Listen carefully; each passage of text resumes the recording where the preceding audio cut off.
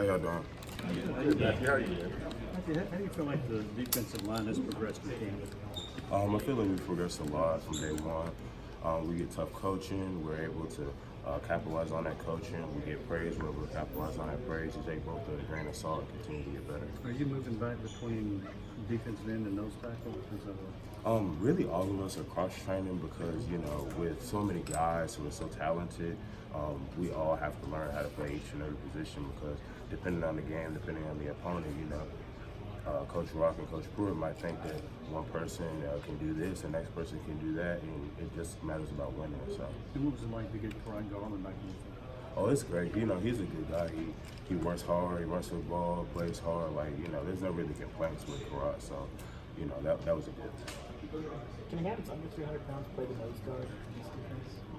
I believe so. I mean, anybody can play. It's really about your mindset, your toughness, like, you know, what kind of dude you are. Like, you're quick, you're strong, we're all quick and strong. So, Coach Rock trains us, Coach Pruitt critiques us, and we can do it if we're asked to.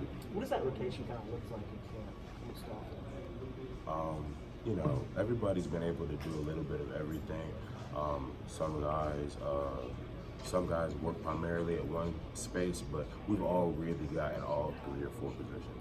Matthew, what was, I guess, rewarding about the trip this summer to Africa? What'd you learn from that experience? Oh, it was an awesome experience, like going to a different continent, a different country, and learning how other people live. You know, it's not really so much different than America.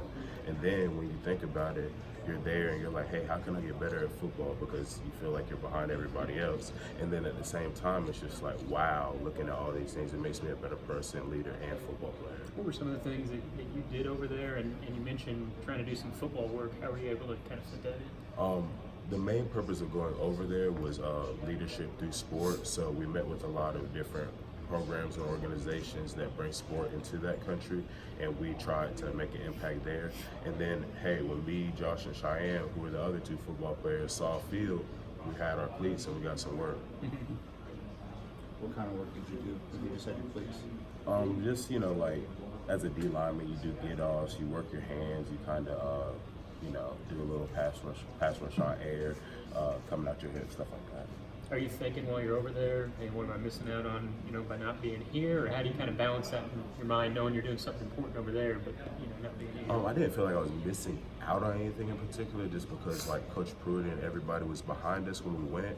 But just naturally, you know, all 3 of us being competitors and just everybody on the team being a competitor, you want to figure out a way to get better no matter where you're at. How eager are you to get to the season opener? Oh, of course I'm very eager, like, you know, putting in work, not only all spring and all fall, but just since like the beginning of your career, you're just ready to play a game.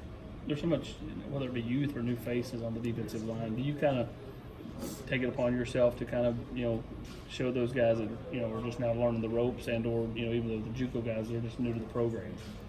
You know, I feel like my way of talking to people, you gotta like talk to people, not necessarily rah in front of a whole group. So I make it a point to talk to them, see how they're doing, and they do the same for me. Like we're getting really close on the D line, and it's gonna make us better as individuals and as football players. Matthew, speaking of the junior college guys, what have you seen from Terrell and Savion? I mean, physically they both look the part, but I'm sure they got some stuff to learn.